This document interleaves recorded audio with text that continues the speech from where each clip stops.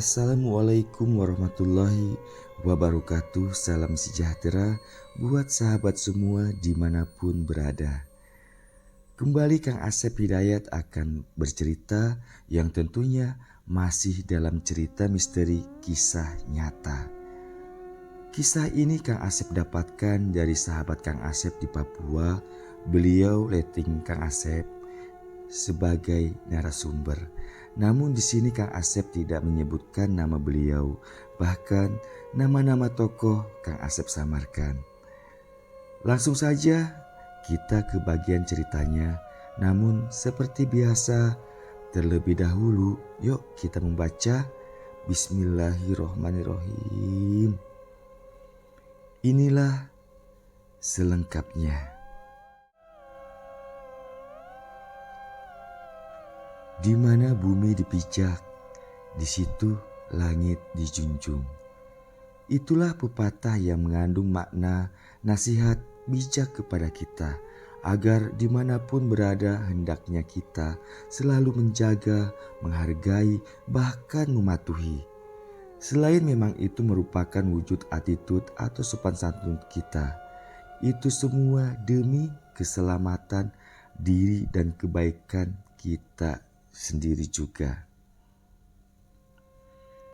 Mengapa dikatakan demi keselamatan diri kita? Ya, karena setiap sesuatu larangan tentunya ada akibat yang akan ditanggung apabila dilanggar. Mulai dari akibat yang biasa hingga akibat yang fatal. Walau larangan tersebut suatu aturan yang tidak pernah berbentuk tulisan atau tertulis, namun jelas nyata dan berlaku di daerah-daerah tertentu. Satu contoh yang berada di suatu daerah di Papua Barat. Daerah tersebut masyarakatnya sangat menjaga serta menghargai alam dan leluhurnya, sehingga masyarakat di sana begitu tertib dalam berperilaku baik sesama masyarakat maupun dengan alamnya.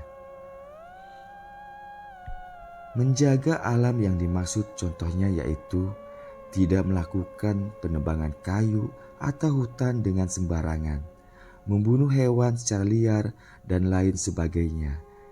Menghargai sesama yaitu di daerah tersebut mayoritas beragama Muslim taat, namun banyak juga agama lain dengan bermacam suku. Beraneka ragam suku serta agama di sana, namun mereka saling menghargai satu dengan yang lainnya, sehingga kerukunan tercipta. Dengan kondisi seperti itu, daerah tersebut mendapat julukan satu tungku tiga batu, yang mengandung makna bermacam suku dan agama, namun satu tujuan, yaitu hidup rukun dan damai. Contoh kerukunan yang masyarakat setempat bina yaitu jika di daerah tersebut masyarakat yang beragama Muslim ada event atau acara keagamaan, panitia pelaksananya dari masyarakat yang beragama Nasrani. Demikian pula sebaliknya. Subhanallah, sangat indah dan nyaman dapat hidup bermasyarakat secara demikian. Tentunya semua itu dapat dijadikan contoh dan tauladan bagi yang lainnya. Kali ini Kang Asep akan bercerita tentang hal mistis yang salah satunya pernah terjadi di wilayah tersebut di atas, yang tentunya berkaitan dengan alam serta adat istiadatnya. Suatu hari ada aparatur negara yang ditugaskan di daerah tersebut. Beliau pengiriman dari Jayapura. Maaf, di sini Kang Asep tidak bisa menyebutkan siapa nama dan kesatuannya apa, karena semua demi kebaikan bersama. Baik, lanjut cerita. Suatu sore yang indah dengan angin sepoi-sepoi menyapu lembut alam. seorang pria dengan postur tubuh tegap tengah berjalan seorang diri. Di balik punggungnya menyilang sepucuk senjata angin. Sebut saja namanya Mas Rusdi. Beliau bersuku Jawa. Di sela langkahnya, tiba-tiba saja ia sedikit dikejutkan oleh sapaan seseorang. "Sendiri saja, mau kemana kakak?" Mas Rusdi terkesiap dan memalingkan pandangannya ke kanan dan ke kiri, mencari asal suara yang menyapanya. Kamu, kaget aku. Hehehe, aku mau ke pantai. Suntuk juga di mes terus. Demikian jawabnya. Setelah mengetahui siapa yang menyapanya tadi, yaitu temannya El Jaim atau yang biasa dipanggil Jaim, warga asli setempat. "Lagi sibuk, Im?"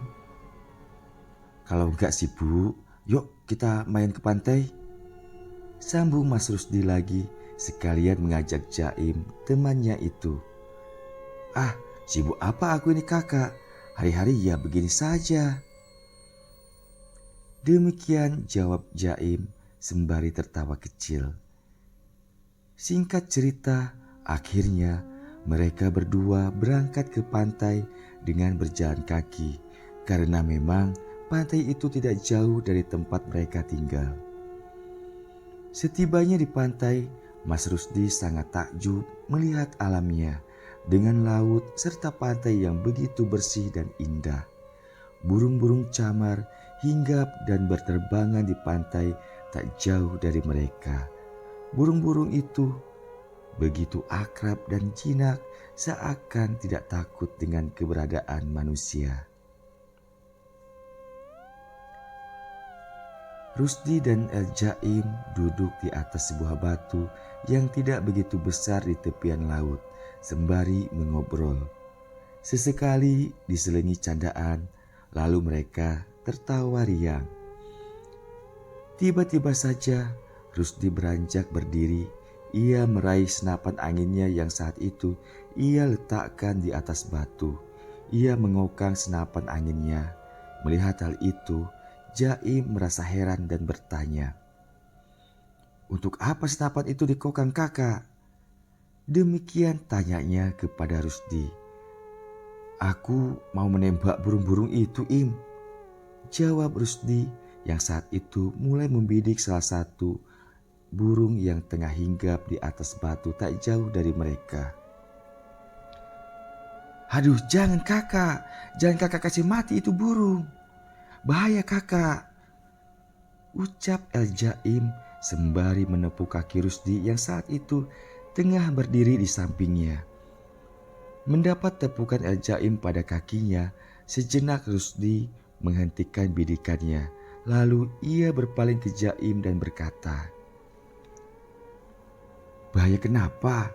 Di daerahku burung ini ditembak dan dimakan, Im," ucap Rusdi santai ke Jaim. Lalu ia kembali membidikkan senapannya. "Aduh, kakak jangan. Burung di pantai ini tidak boleh dibunuh apalagi dimakan. Nanti bahaya keluarga kakak," ucap El Jaim lagi melarang Rusdi. Namun kali ini Rusdi seakan tak peduli dengan peringatan serta larangan El Jaim. Lalu, dar! Satu tembakan dan satu peluru keluar dari laras senapan Rusdi. Tembakan Rusdi mengenai sasaran, namun burung itu tidak terjatuh karena tembakan Rusdi hanya mengenai kaki sebelah kirinya saja. Terlihat burung itu terhuyung, melompat-lompat kesakitan. Namun burung itu tak dapat kembali terbang, ia hanya berputar-putar di atas batu itu saja. Menyaksikan Rusdi telah berhasil menembak satu burung yang berada di pantai itu, El Jaim hanya diam terpaku dengan kedua matanya terbelalak menatap nanar burung itu. Kedua kakinya terlihat gemetaran, serta raut wajahnya pucat pasi.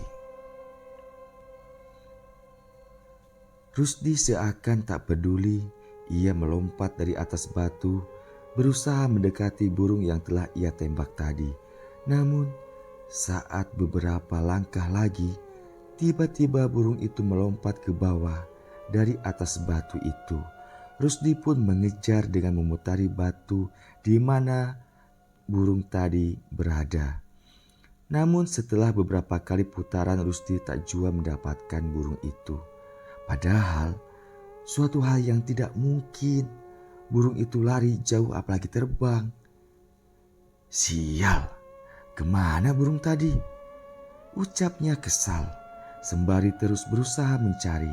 Tapi tetap saja burung itu tidak dapat ditemukan, seakan hilang lenyap di telan bumi. Di tengah kepanikan serta rasa kesal, tiba-tiba saja Rusdi dikejutkan oleh suara petir yang menggelegar. Dar! Suara petir itu menggelegar yang diawali kilatan cahaya yang sangat menyilaukan di sore hari menjelang maghrib. Belum lagi rasa terkejutnya hilang, angin bertiup sangat kencang dari arah laut serta diiringi hujan yang deras. "Ayo Im, kita pulang!" teriak Rusdi sembari berlari menjauhi pantai.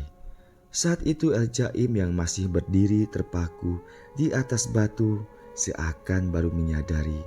Lalu ia berlari mengejar Rusdi sembari berteriak, "Kakak, tunggu! Kakak jangan pergi dulu! Kakak harus cari dan tangkap itu burung! Jangan sampai dia mati kakak!" Demikian teriak El Jaim ke Rusdi. "Alah, biar sajalah, hari hujan nih," jawab Rusdi sambil terus melangkah dengan cepat. El Jaim terus berlari mengejar Rusdi.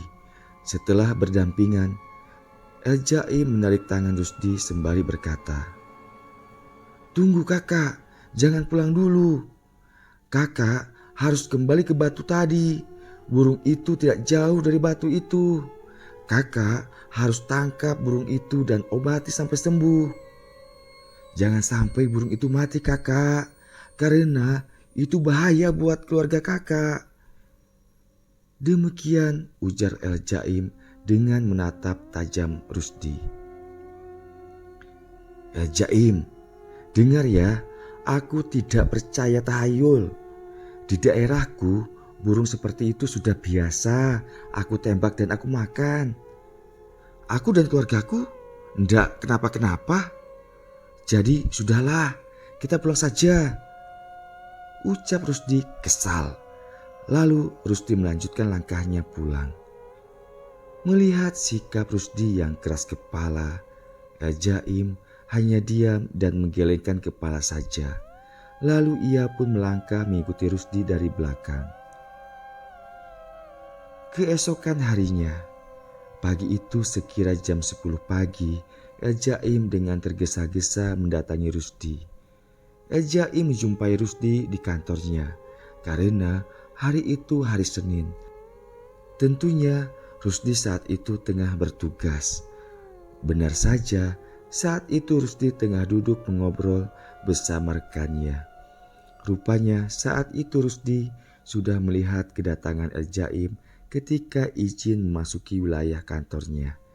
Ia pun berdiri dan melangkah mendatanginya. "Tumben datang kemari. Ada apa Im?" sapa dan tanya Rusdi sembari tersenyum ramah. "Kakak, aku mau tanya, kakak sudah cari dan tangkap burung kemarin?"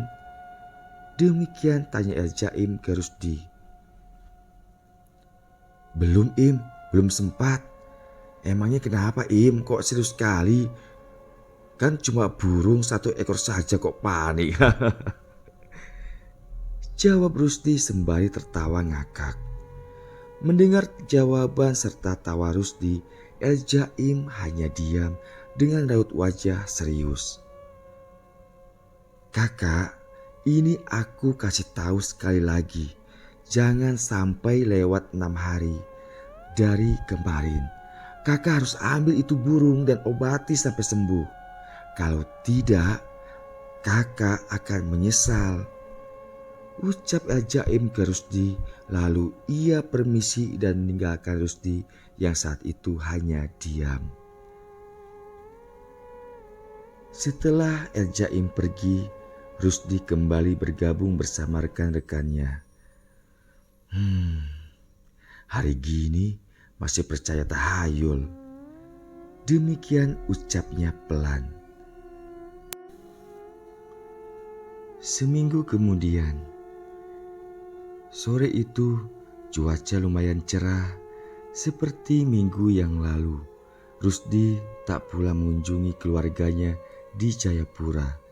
Memang jika tidak ada yang emergensi, Rusdi sudah menentukan jadwal pulang ke Jayapura, yaitu setiap awal bulan saja. Selain karena tugas juga menghemat biaya atau ongkos. Sore itu ia hendak pergi kembali ke pantai untuk menyegarkan pikiran, namun seperti minggu yang lalu pula ia membawa senapan angin. Secara kebetulan ia melewati rumah El Jaim yang saat itu El Jaim tengah berada di teras depan rumahnya. Kali ini Rusdi sengaja mampir ke rumahnya El Jaim. Wah, kelihatannya lagi santai, Im. Demikian sapa Rusdi setelah berada di depan rumahnya El Jaim.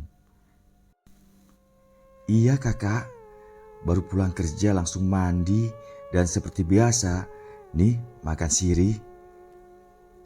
Jawab El Jaim yang memang saat itu tengah makan sirih. Mau kemana kakak? Sambung El Jaim bertanya ke Rusdi. Itu dia, Im. Kalau enggak sibuk, aku mau ajak kamu ke pantai lagi.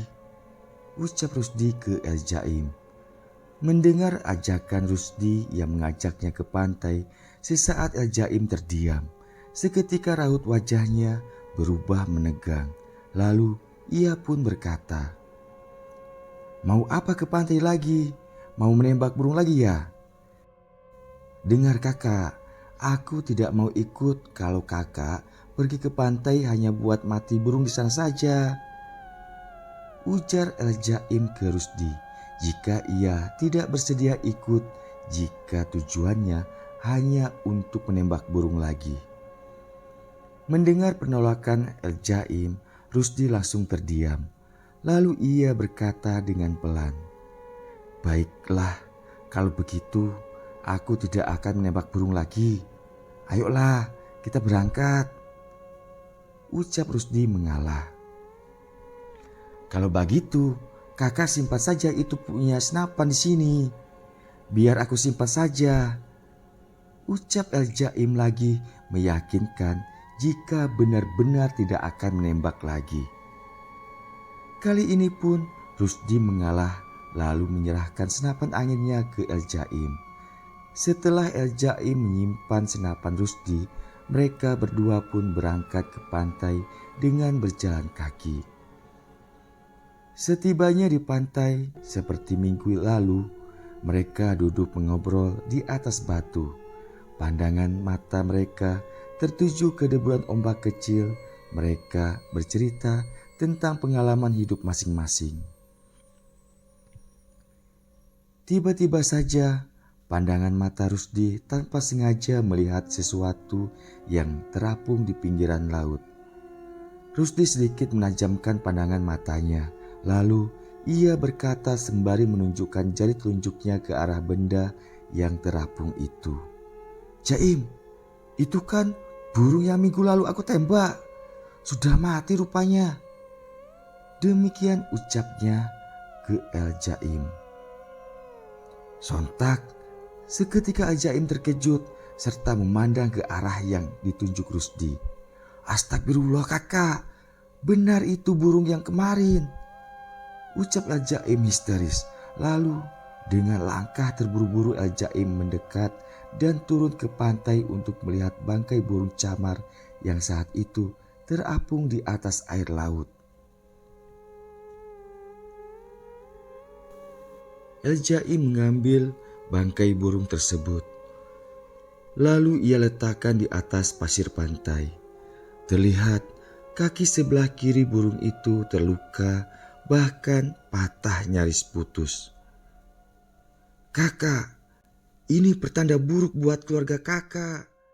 Pulanglah dulu lihat keluarga kakak di sana," ucap El-Jaim ke Rusdi dengan suara bergetar. Belum sempat Rusdi menjawab ucapan El-Jaim, tiba-tiba saja terdengar suara ponsel Rusdi berbunyi. Rusdi pun mengambilnya dari saku celana sebelah kanannya. Sejenak ia memperhatikan layar ponselnya untuk mengetahui siapa gerangan yang saat itu menelpon. "Bentar ya Im, istriku yang nelpon nih," ucap Rusdi ke El-Jaim. Lalu dengan sedikit menjauhi Jaim beberapa langkah, Rusdi mengangkat telepon dari istrinya. "Assalamualaikum, apa kabarnya Bu?" jawab serta salam Rusdi ke istrinya. Namun sesaat kemudian terlihat Rusdi seketika terdiam. Lalu ia terkulai dan bersujud lemah di atas pasir pantai itu. Yang terdengar terucap dari mulutnya hanya kata istighfar berulang. El-Jaim yang saat itu tengah berdiri tak jauh dari Rusdi merasa heran melihat sikap Rusdi yang tiba-tiba saja terkulai lemas. Bahkan saat itu terlihat mulai menangis. Walau tidaklah menangis hingga meraung, lalu El-Jaim melangkah mendekati Rusdi dan bertanya, "Kakak, ada apa? Kenapa kakak menangis?" Demikian tanyanya, seraya ia memegang bahu Rusdi yang tengah terguncang. "Im, anakku meninggal kecelakaan barusan," ucap Rusdi dengan suara bergetar karena tangisnya. "Apa? Kakak punya anak meninggal?" ucap serta tanya El-Jaim terkejut. Jadi bagaimana sekarang kakak? Ayolah kakak pulang sekarang ke Jayapura," sambung El-Jaim lagi menyarankan agar Rusdi segera pulang saja. Lalu El-Jaim menuntun Rusdi yang saat itu jiwanya tengah terguncang. Singkat cerita, setelah melalui izin pimpinan serta waktu dan transportasi yang lumayan sulit, akhirnya Rusdi dapat berangkat dan tiba di Jayapura dan bertemu dengan keluarganya. Ia menangis saat melihat putra tercintanya sudah tak bernyawa lagi serta kondisi yang sangat menyedihkan. Saat itu yang membuat hati Rusdi serasa teriris sembilu adalah kaki sebelah kiri putranya mengalami patah tulang. Ingatannya tiba-tiba saja kepada seekor burung yang beberapa hari yang lalu ia tembak tepat mengenai kaki sebelah kirinya juga. Rusdi kembali menangis sembari memeluk jasad putranya yang tak bernyawa lagi. Di sela tangisnya berulang terucap kata, "Maafkan ayah nak." Ia sangat menyesali apa yang telah terjadi. Akibat ketakaburannya, hal fatal benar-benar terjadi kepada keluarga yang ia cintai. Namun semua sudah menjadi bubur, tak dapat kembali lagi walau disesali. Hanya pelajaran sangat berharga yang ia dapatkan dalam hidupnya. Juga buat kita semua agar senantiasa selalu saling menghargai dalam segala hal. Selesai. Demikian akhir dari kisah nyata ini. Semoga bermanfaat dan dapat kita petik hikmah dari apa yang pernah terjadi di dalam kisah ini. Mohon maaf atas segala kekurangannya. Terakhir, Terima kasih banyak buat sahabat Kang Asep, terutama letting Kang Asep di Papua sebagai narasumber kisah luar biasanya. Sukses selalu ya Ting. Salam DTT, Riau, wassalam.